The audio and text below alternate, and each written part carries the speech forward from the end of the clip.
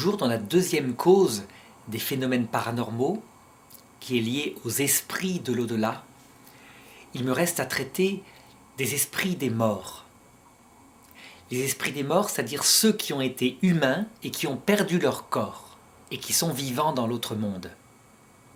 C'est important parce que, puisque la foi catholique, et la raison aussi, affirme la survie de l'esprit, il n'est pas du tout idiot de penser qu'ils peuvent avoir parfois une influence sur certains phénomènes paranormaux. Il faut donc se demander ce qu'en dit la foi catholique, ce qu'en dit aussi la raison, et les divers états où sont actuellement les esprits des morts dans l'autre monde. Puisque, en fonction de leurs états, ils auront plus ou moins d'influence sur nous actuellement. Et donc la première chose que je vais étudier, c'est ce qu'on peut en dire au point de vue raisonnable, c'est-à-dire au point de vue philosophique. Est-ce qu'on peut démontrer la survie de l'esprit humain après la mort du corps? L'Église catholique a toujours affirmé que c'était possible. Que la croyance dans la survie de l'esprit humain, normalement, ne devrait pas être une croyance, mais une démonstration de la raison. Elle range l'existence de Dieu et la survie de l'esprit humain parmi ce qu'elle appelle les préambules de la foi, c'est-à-dire des choses qui sont effectivement dans le credo, donc dans le dogme, qu'on peut croire, mais uniquement parce que nous ne sommes pas très intelligents, parce que nous ne faisons pas l'effort de réfléchir quelques minutes et de nous demander, par notre intelligence toute seule, si l'esprit en question survit. Alors il y a une voie qui est enseignée par Aristote et qui est toujours valable même si on peut la moderniser. Une voie qui démontre, une démonstration qui est spéciale, qui est philosophique, qui démontre que dans l'homme, il y a une partie qui obligatoirement survit. Et Aristote procède de la façon suivante. Il étudie l'être humain, le vivant humain tel qu'il est fait. Il regarde les facultés humaines et il constate qu'il y a 3 grands groupes de facultés humaines en nous, 3 degrés de vie. Les facultés biologiques, donc celles qui sont liées au corps palpable, la respiration, la nutrition, la reproduction, pour lui, il est clair que la mort vient les détruire. C'est tout à fait cohérent. On voit bien que ces facultés-là sont liées à la biologie et qu'à un moment donné, la biologie se détruit. Donc, pour Aristote, après la mort, il n'y a pas de survie de la vie biologique. Le second degré de vie, c'est le domaine du psychisme, autrement dit de ce qu'il appelle la vie sensitive, la vie sensible, et qui est commune avec les animaux, dont le siège est le cerveau, donc un organe biologique. Aristote définit toute cette vie psychique en disant ceci. Elle est capable d'immenses choses, mais ces choses ont toujours un rapport avec des réalités sensibles. Sensible, ça veut dire accessible au sens, qu'on voit, qu'on entend, qu'on peut toucher, goûter, ce qu'on peut. Mais de toute façon, il faut qu'elle soit accessible au sens. Aristote montre que le psychisme peut être extrêmement développé. Il n'y a pas que les 5 sens. Il y a d'autres sens. On sait très bien qu'actuellement, la science a progressé. Certains animaux, comme des requins, sentent des sensibles comme l'électricité, certaines ondes particulières que nous n'accédons pas du tout. L'essentiel, c'est que les sens de toute la vie animale sont en rapport avec une réalité matérielle. Il faut que la chose soit corporelle pour qu'elle soit repérée par un sens ou par un autre. Toute la vie sensible, dit Aristote, a pour objet une réalité sensible. C'est ce qui la caractérise. Et c'est ce qui va la différencier, précise-t-il, de ce qui est propre à l'homme, sa vie spirituelle, qui, elle, dépasse la réalité sensible. Donc, dans le domaine des choses sensibles, une fois qu'on a senti une réalité, qu'on sait qu'elle existe parce qu'on l'a vue, eh bien, va se mettre en marche le domaine de l'amour sensible. Aristote distingue 2 facultés de passion c'est-à-dire de sentiment. Le concupiscible, qui est simplement le domaine du désir pour une réalité qui nous attire, une réalité sensible. On voit bien, un gâteau au chocolat, le concupiscible se met en marche si on a faim. Mais ce n'est pas la seule réalité sensible. L'union sexuelle peut être désirée, et c'est un désir sensible. De la même façon, Aristote analyse les choses très précisément. Il distingue 6 grandes passions du concupiscible. Si le bien est proche, s'il est atteint, à ce moment-là, c'est la jouissance. Si au contraire il s'en va, c'est la tristesse. Bref, en fonction de la distance du bien par rapport à soi-même, il distingue 6 grandes passions. Et puis il constate qu'il y a un deuxième domaine des passions. C'est quand le bien est très important, qu'il est pour nous essentiel. Alors il se met en marche un deuxième domaine des facultés de passion, c'est ce qu'il appelle l'irascible, une faculté de conquête, avec 5 passions, l'espoir. Parce que on se dit que cette réalité très importante pour nous, on pourra peut-être la conquérir. Le désespoir, si cette réalité si importante est définitivement perdue. Et on voit bien que les animaux sont soumis au désespoir quand ils perdent ce qui leur est essentiel. Certains chiens, ayant tout centré sur leur maître, qui est leur meute, qui est l'équivalent de leur milieu de vie, quand le maître meurt, se mettent par terre et se laissent mourir. L'audace, la crainte, la colère, voilà les passions qu'il définit. Et il va plus loin, il dit les facultés sensibles, toujours dans le domaine des réalités sensibles, peuvent se mettre dans le cerveau, dans le psychisme, sous forme de souvenirs. C'est la mémoire des images. Quand un homme apprend par cœur quelque chose, ça c'est la faculté sensible. Quand il a compris et qu'il se souvient de ce qu'il a compris, c'est l'esprit, c'est pas pareil. Il y a aussi une faculté qui peut composer des images entre elles et qui sont aussi présentes chez les animaux. C'est l'imagination. Comment on peut prouver que les animaux ont une imagination, les animaux supérieurs en tout cas? Quand un lion part à la chasse, il porte dans sa tête une image sensible d'une proie en général. C'est une image sensible, c'est peut-être pas la gazelle, c'est peut-être pas le gnou, c'est autre chose, c'est un truc entre les deux qui va se manger, mais c'est sensible. Et la faculté la plus importante, la faculté supérieure du psychisme, Aristote l'appelle l'estimative. L'estimative, c'est l'intelligence animale qui fait qu'il est capable d'organiser son activité pour conquérir un bien qu'il estime important pour lui. Par exemple, le lion, quand il part à la chasse avec les autres lions, organise une embuscade qu'il a appris étant petit. C'est un animal supérieur, il n'est pas seulement un robot programmé. Son intelligence sensible, donc bornée à la conquête d'un bien sensible, donc un gnou, pas la vie éternelle. C'est pas à ça que pense un lion. Il pense à quelque chose de matériel. Il est intelligent pour cela. Eh bien, il va s'organiser avec des trucs qu'il invente parfois même pour l'attraper, cette proie. Donc on voit que dans la vie sensible, il y a de l'amour, ce sont les sentiments, il y a de l'intelligence, c'est l'estimative. Et à partir de là, beaucoup de scientifiques actuels vont dire l'intelligence humaine, l'amour humain, c'est juste la chose un petit peu plus développée. Eh bien, Aristote, à son époque, démontrait que non, ce n'est pas du tout pareil, parce que ça n'a pas le même objet. Mais pour le démontrer, il y a eu des expérimentations qui ont été faites de manière moderne. On raconte l'histoire de cette femme, cette chercheuse américaine, qui éleva un bébé singe en même temps que son bébé humain qu'elle venait d'avoir.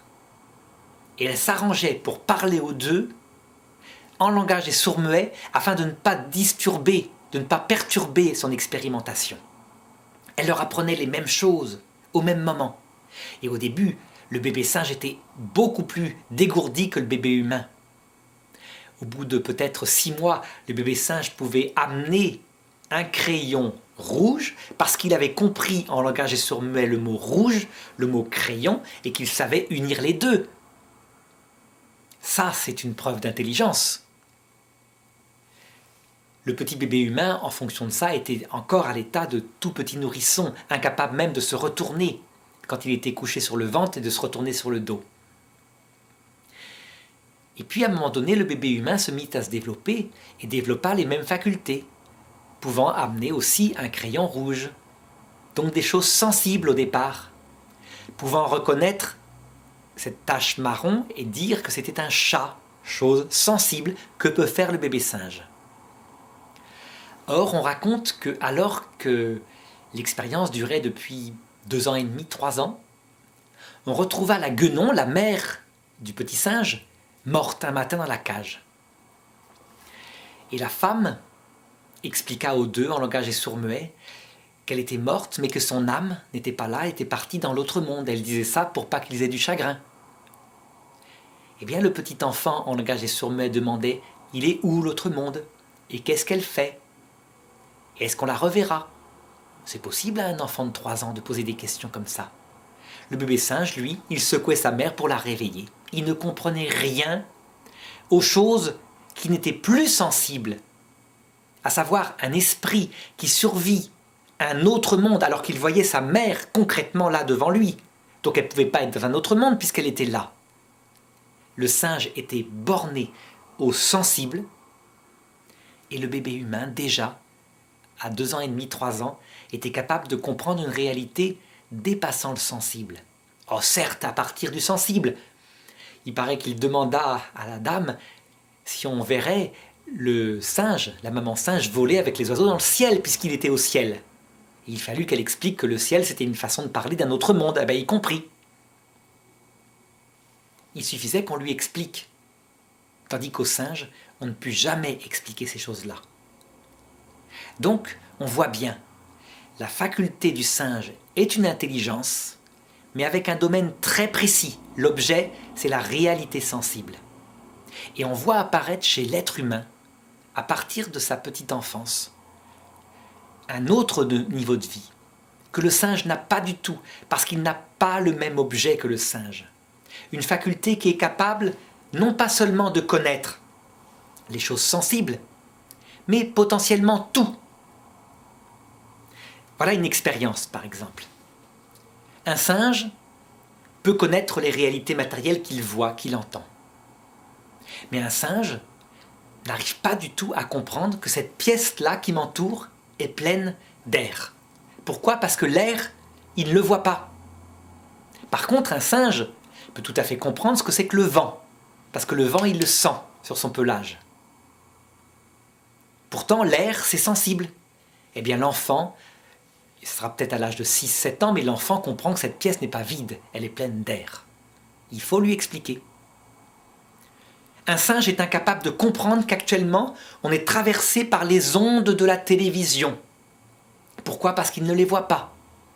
Un enfant, on lui explique, il l'a compris. Et pourtant, les ondes sont matérielles, elles sont sensibles théoriquement.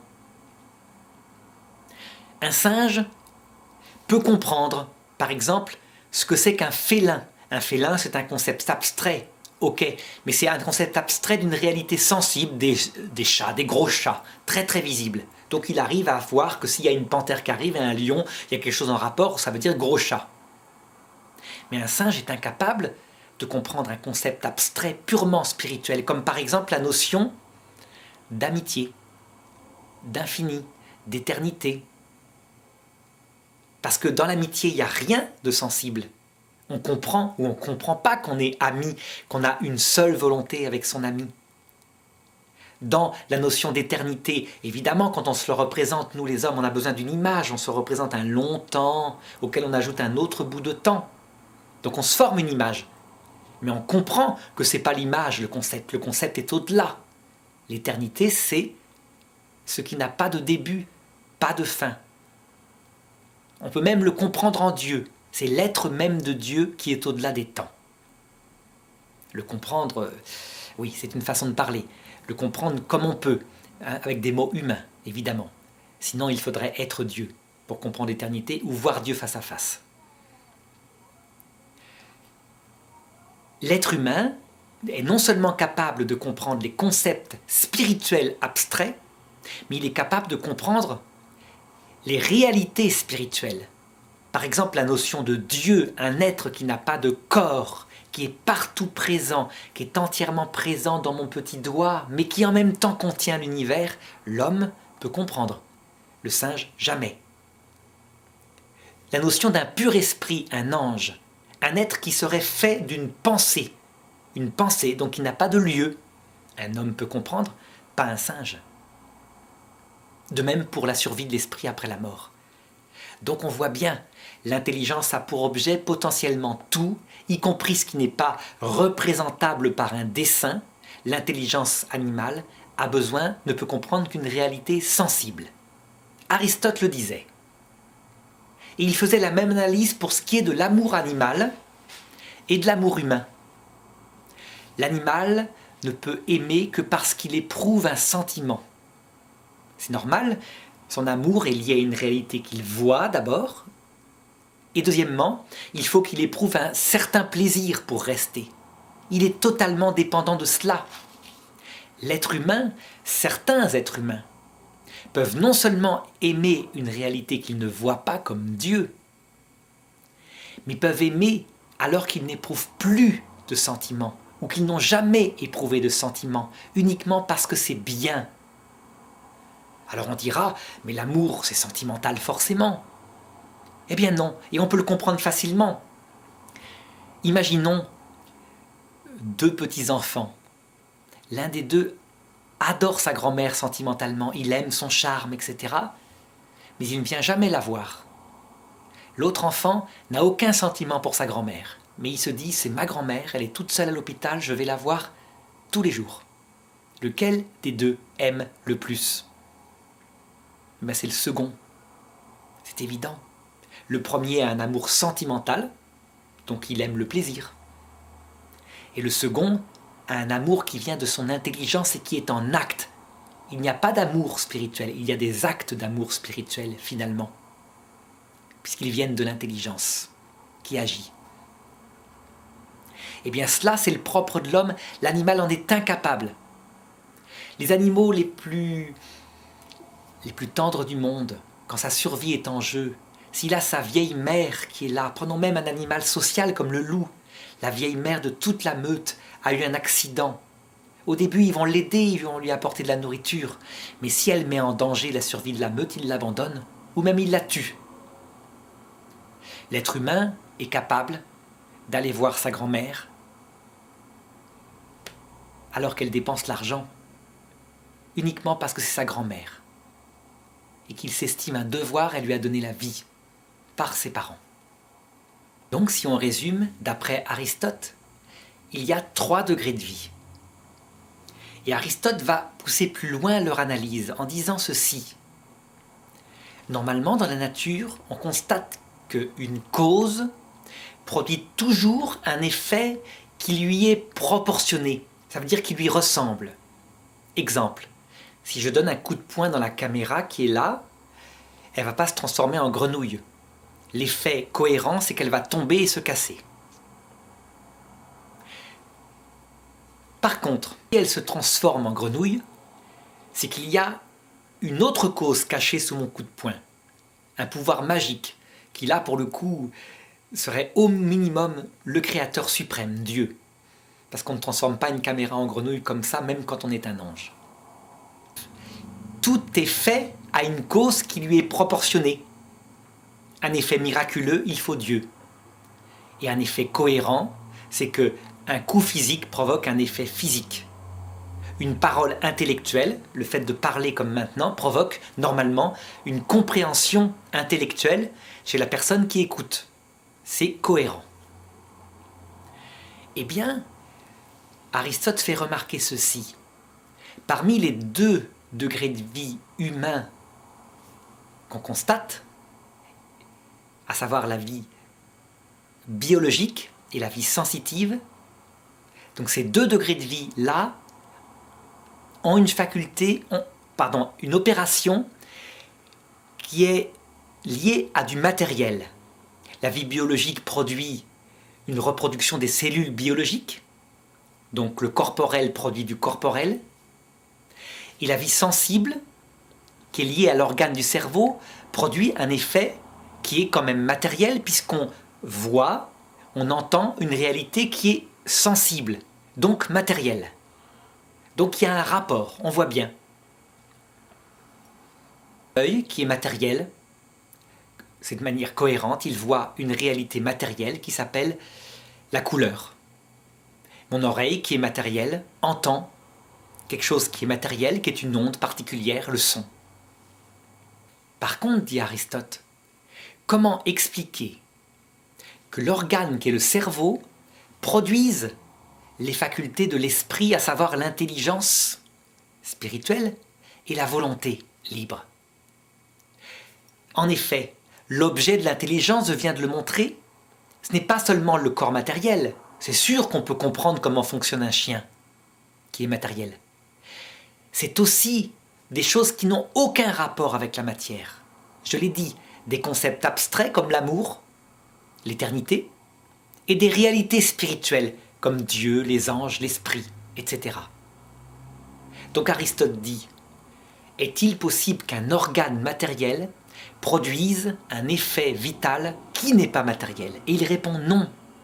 Ça serait aussi impossible que si en donnant un coup de poing, je faisais apparaître une grenouille.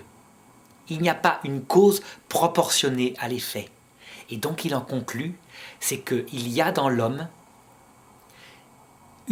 un degré de vie qui n'a pas d'organe. C'est l'esprit. Et donc qui, lorsque l'organe est détruit, survit à la mort. Et c'est comme ça qu'Aristote démontre que l'esprit humain, après la mort, obligatoirement survit parce qu'il n'est pas organique. C'est aussi comme ça qu'il démontre, ou plutôt ses successeurs comme saint Thomas d'Aquin, qu'un mort est un pur esprit, qu'il ne voit plus, qu'il n'entend plus, qu'il n'a plus de corps palpable, qu'il ne peut pas se reproduire, puisque tout ce qui est corporel en lui, y compris le cerveau, donc siège de la vie psychique, a disparu. Et nous verrons que, en fait, grâce aux expériences de mort approchée, les choses changent relativement par rapport au psychisme. Il y aurait sans doute un état de la matière psychique qui peut-être survit à la mort de l'organe du cerveau. Mais ça, c'est une autre question. Alors la voie d'Aristote sur la survie de l'esprit se prolonge à l'époque moderne. Parce qu'on constate bien, toujours, ces deux facultés qui sont le propre de l'homme.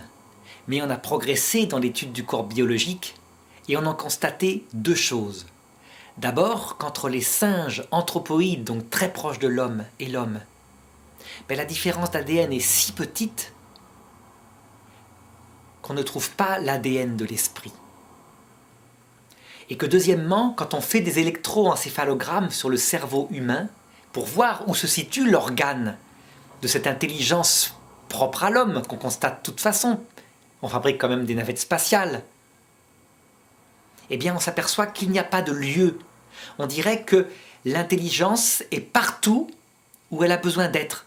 Par exemple, si on pense à une vengeance et que la colère réfléchit, c'est cet endroit-là, là où est l'organe de la colère, l'irascible, qui s'illumine dans l'électroencéphalogramme, comme si l'intelligence s'appuyait sur l'image fournie par la partie du cerveau qui correspond à la colère. Quand on pense à l'infini, eh bien l'imagination qui représente un long corps auquel on rajoute des bouts, puisqu'il faut bien une image pour penser, se sert de cette image-là. Mais l'infini, lui, on le comprend, il n'est pas dans l'image. Donc on ne trouve pas d'organe spécifique. Or, il devrait bien y en avoir un. On peut dire que l'esprit humain, le cerveau humain, par rapport au cerveau du singe, il a plus de mémoire, ça c'est certain, mais qu'il a perdu des facultés. Par exemple, il n'y a plus que 2 mains, alors que les singes ont plutôt 4 mains articulées. Il y a plus de mémoire, par contre, ça c'est vrai. Mais la mémoire, ce n'est pas l'intelligence.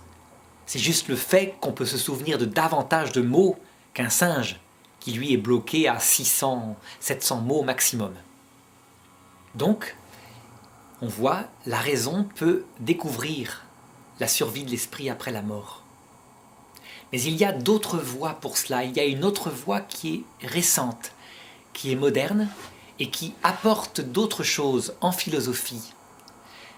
Il s'agit de l'étude des expériences proches de la mort. mais il y aura un peu plus tard un chapitre spécifique à cela comme phénomène paranormal.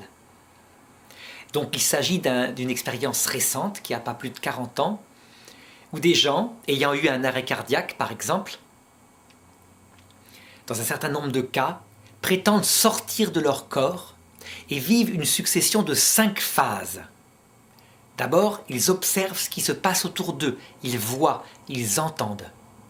Et cette phase-là est très importante pour les chercheurs, les philosophes, les scientifiques, parce que c'est la seule qui est véritablement vérifiable par une enquête policière.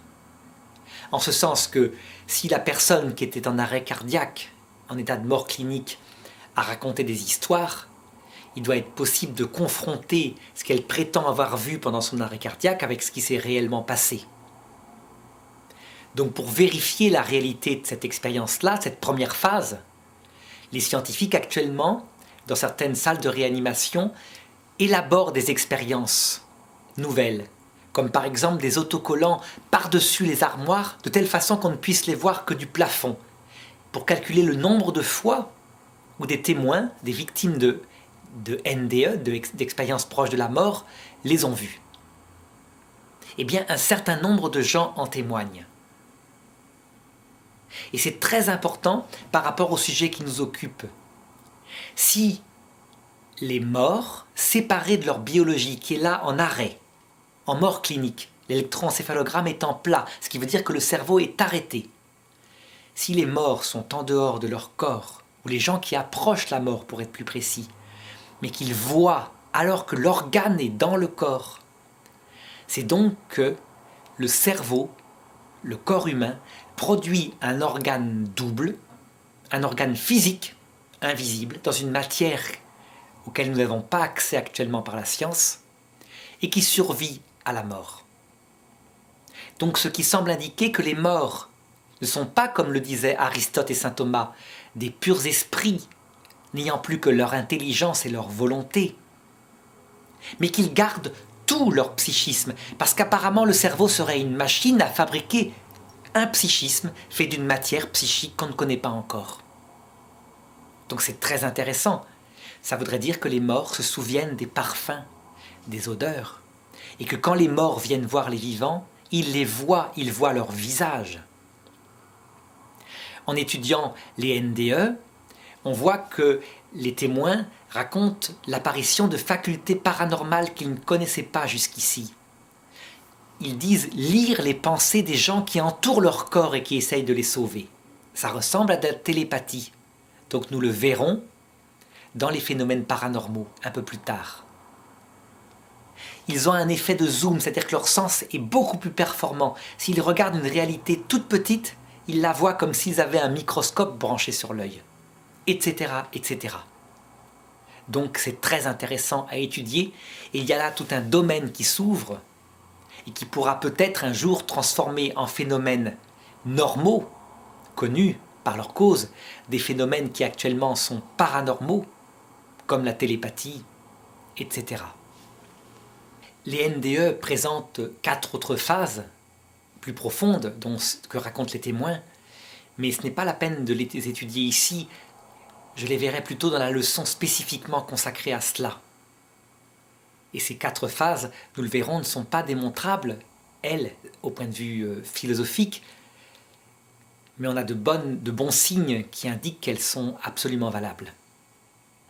Donc, si on résume cette première approche sur la survie des esprits après la mort, on peut donc dire ceci: on peut démontrer cette survie d'une manière qui n'est pas comme les sciences modernes. Il ne s'agit pas de voir les esprits, on n'a pas de machine qui voit qu'ils sont là, mais par des raisonnements. Le raisonnement d'Aristote en particulier, qui est assez valable, mais un peu abstrait.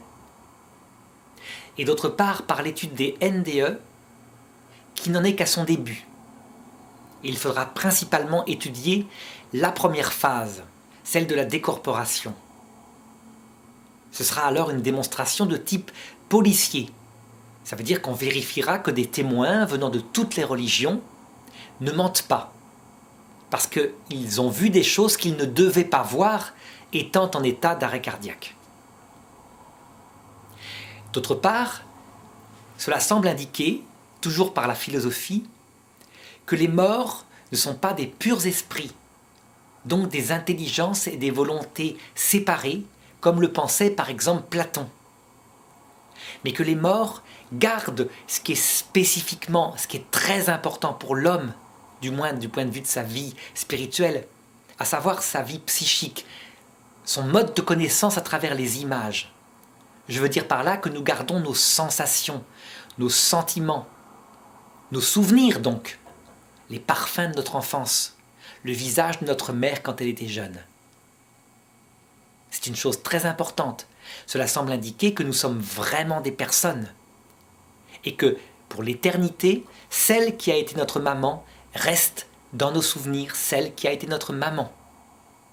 Nous ne sommes pas des énergies qui circulons de corps en corps, comme le pensent certaines philosophies